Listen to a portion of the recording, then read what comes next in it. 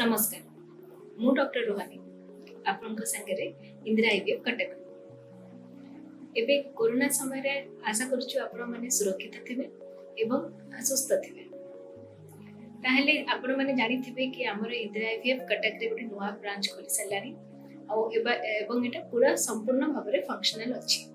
ताहेले आपण निसंकोच भाव में आपनकर असुविधा को नेकी एटिकी आम पाखक आसी परिबे। आज आम कथा हबा गोटे इम्पोर्टेंट तथ्य विषय जोटा कि बहुत से पेशेंट मानकर से डाउट थाए तार सेटा होछि कि आईवीएफ रे स्त्री लोक मानकर कोन कोन कारण रे आमे इन विट्रो फर्टिलाइजेशन किबा टेस्ट ट्यूब बेबी करेथा ताहले आसंतु देखिबो। आईवीएफ होछि एंती प्रक्रिया जो मानकर प्रेगनेंसी रहु न थाए से क्षेत्र रे हमकु करिया को पड़े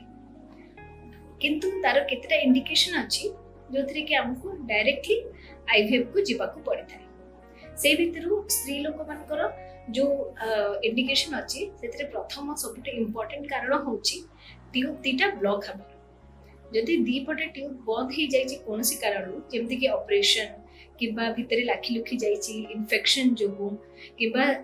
ऑपरेशन जो छुआ बंद करिया पे जो ऑपरेशन करा जाय सेतरे भी बंद ही जाइछि तो से क्षेत्र मानकरे हमें डायरेक्टली आईवीएफ करिया को पड़े थाए। सेकेंड जिन जो होची एंडोमेट्रोसिस बहुत सीवियर ग्रेड रो जंती ग्रेड 3 किबा ग्रेड 4 एंडोमेट्रोसिस रे हम पाखरे बेसी आउ चेष्टा करिया में बेसी आउ ऑप्शन न थाए कारण भीतर सब जिंस लाखी लुकी जाई थाए से क्षेत्र रे हमको डायरेक्टली आईवीएफ करिया को पड़ता है। थर्ड जिंस होची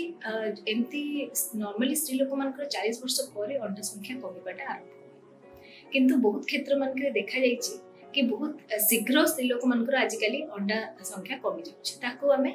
प्रीमेच्योर ओवेरियन फेलियर कहूँ। प्रीमेच्योर ओवेरियन फेलियर रे बहुत अर्ली एज रे अंडा संख्या पूरा जीरो हो जाए किंबा कमी जाइथिबो ताको डिमिनिश्ड ओवेरियन रिजर्व ए क्षेत्र मानकरे हमको आईवीएफ करके शीघ्र प्रेगनेंसी करिया को पड़े जदि अंडा संख्या जमारू नाही किंबा शून्य हो जाइछि से क्षेत्र मानकरे हमको डोनर अंडा नेकी प्रेगनेंसी करे पारे।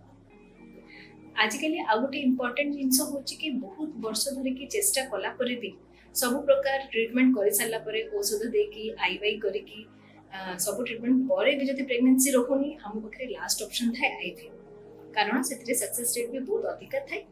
एवं बहुत एमती गुडाय कारण जोटा जणा पड़ेनी सेही क्षेत्र रे हमें आगु को जाई पारे। आ गोटे इम्पोर्टेंट कारण जोटा कि नॉर्मल लोक मानकर जनाशुना न थाए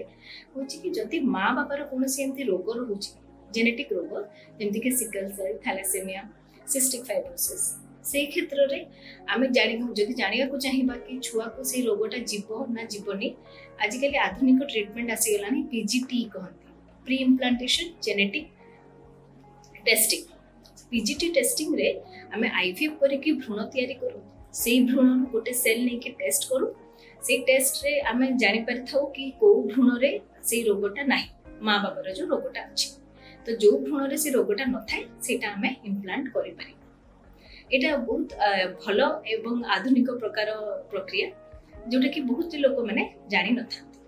एमती सब कारण रु आमे डायरेक्टली आईवीएफ करि परिबा स्त्री लोक मानकर कारण सब। नमस्कार।